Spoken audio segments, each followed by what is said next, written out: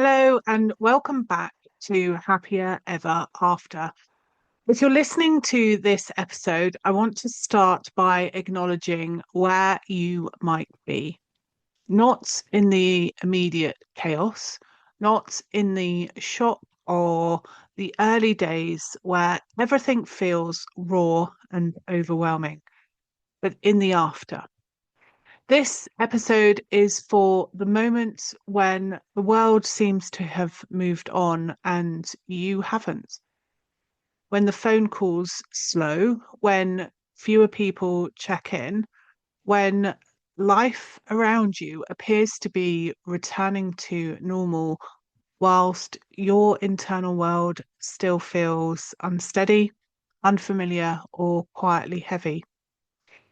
You may be surviving, functioning, doing what needs to be done, and still feeling lost, lonely, or unsure why this phase seems so much harder than what you expected.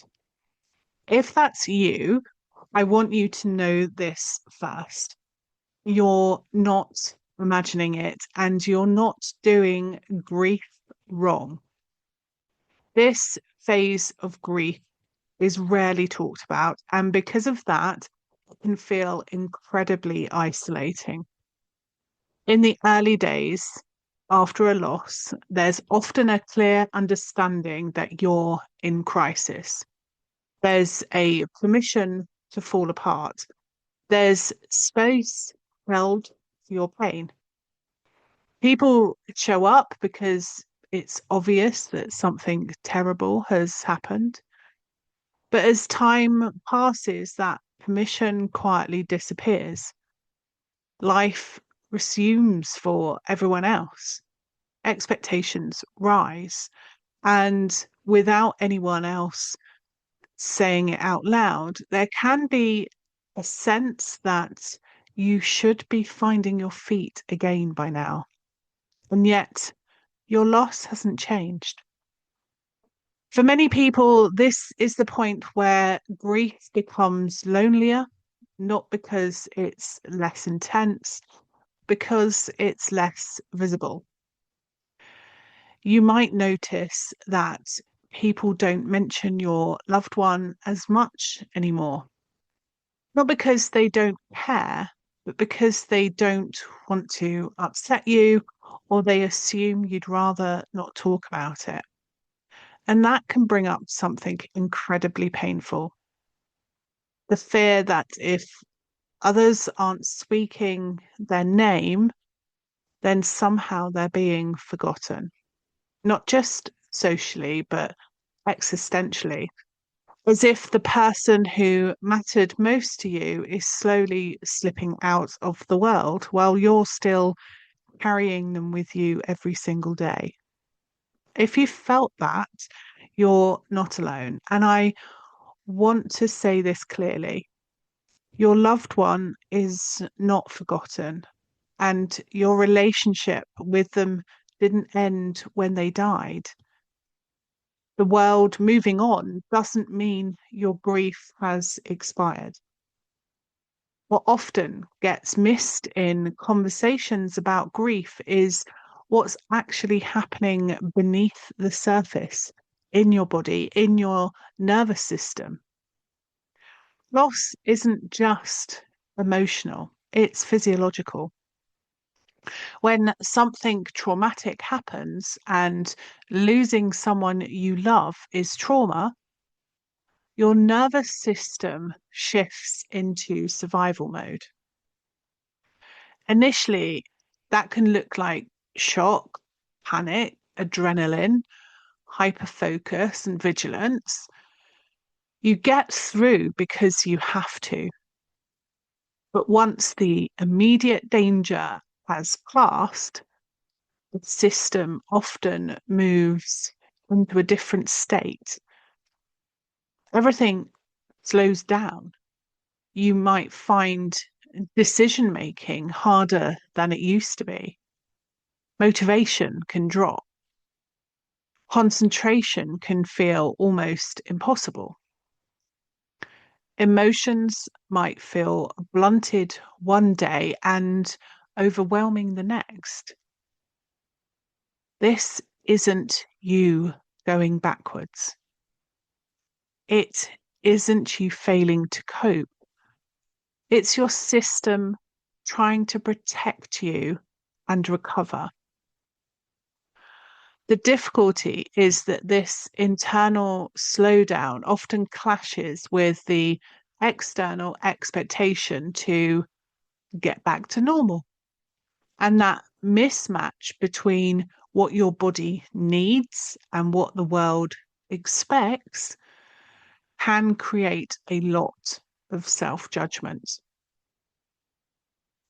You might find yourself thinking things like, I should be doing better by now.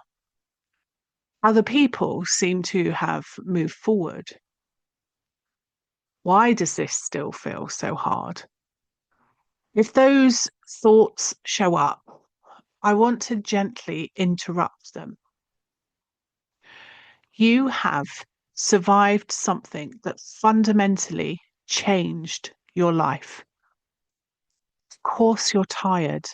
Of course, you're changed. Of course, this doesn't feel straightforward. There is nothing wrong with you for feeling the way you do. I also want to say something important here because this matters deeply to me.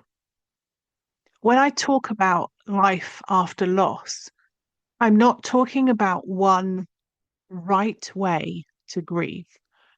I'm offering a blueprint, a timeline, or a set of rules that you should be following. I've been here myself, and what I know, both personally and professionally, is that grief is deeply individual.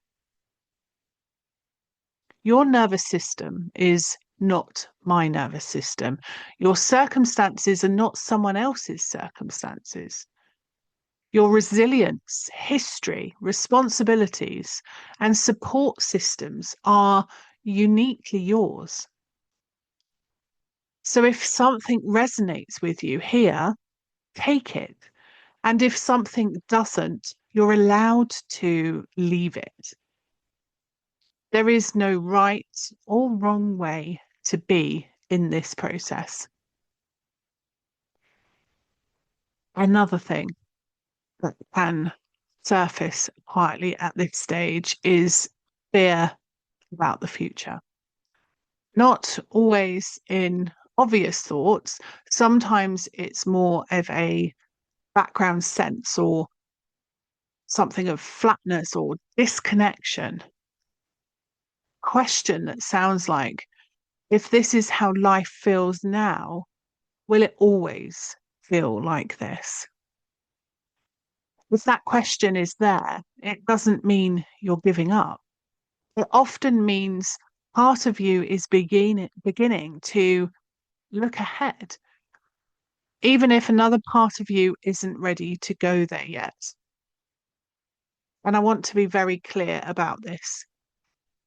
You do not need to have answers right now. You don't need a plan. You don't need a vision. You don't need to know what comes next.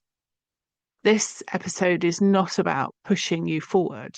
It's about meeting you exactly where you are and offering compassion rather than pressure. Because growth doesn't start with forcing change. It starts with safety.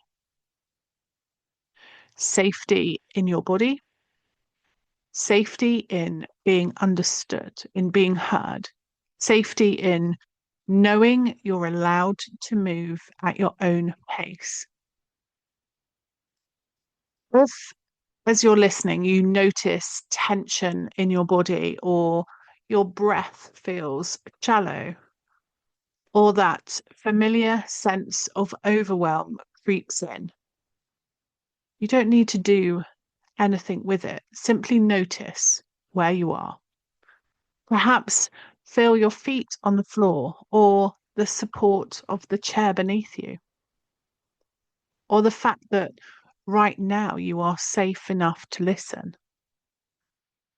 There's no rush here. Life after loss is not about returning to who you were before. That version of you lived in a different world.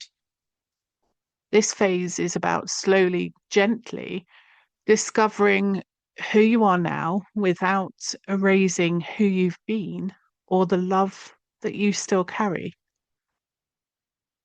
Moving forward does not mean leaving your loved one behind. Love doesn't disappear when life grows around it.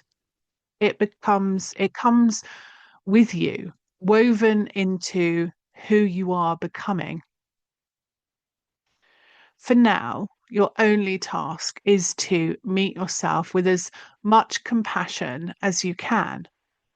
And on days when compassion feels out of reach, gentleness or even neutrality is enough.